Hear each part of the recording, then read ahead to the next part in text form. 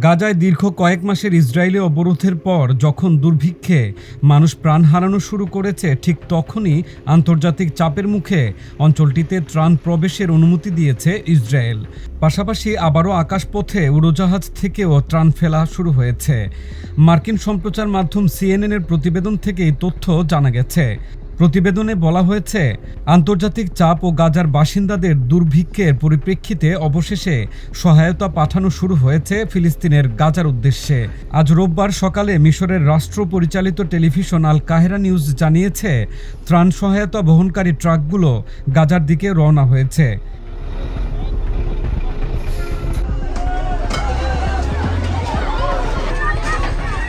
গতকাল জাতিসংঘের খাদ্য সহায়তা কর্মসূচি WFP সতর্ক করেছে, গাজায় প্রায় 1/3 মানুষ দিনের পর দিন না খেয়ে কাটাচ্ছে। সংস্থাটি আরও বলছে, পুষ্টিহীনতা দ্রুত বাড়ছে এবং 90,000 নারী ও শিশুর জরুরি চিকিৎসা প্রয়োজন। জাতিসংঘের মহাসচিব অ্যান্তোনিও গুতেরেস বলেছেন, আন্তর্জাতিক সম্প্রদায়ের অনেকের মধ্যে তিনি যে উদাসীনতা এবং নিষ্ক্রিয়তা দেখছেন, সহানুভূতি, সত্য ও মানবতার অভাব দেখছেন, তা ব্যাখ্যা করা যায় না।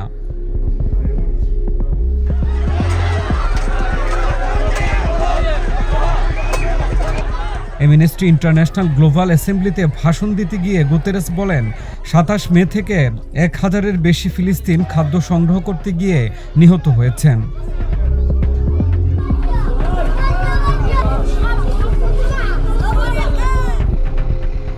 এদিকে ইসরায়েল জানিয়েছে, তারা গতকাল শনিবার থেকেই গাজার আকাশপথে ত্রাণ ফেলা শুরু করেছে এবং মানবিক সংকট লাঘবে আরও কয়েকটি পদক্ষেপ নিচ্ছে।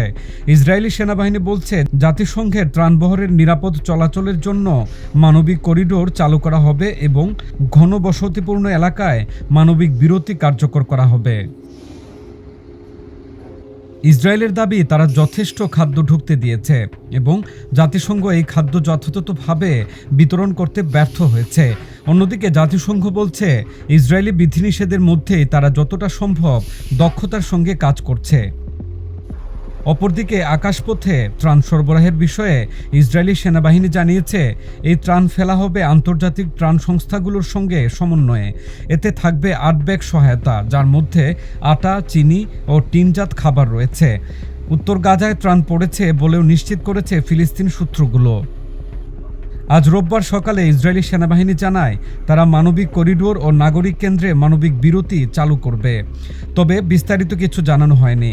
শনিবার সেনাবাহিনীর এক বিবৃতিতে বলা হয়েছে, গাজা উপত্যকায় কোনো দুর্ভিক্ষ চলছে না, এটি হামাসের ছড়ানো একটি মিথ্যা প্রচারণা।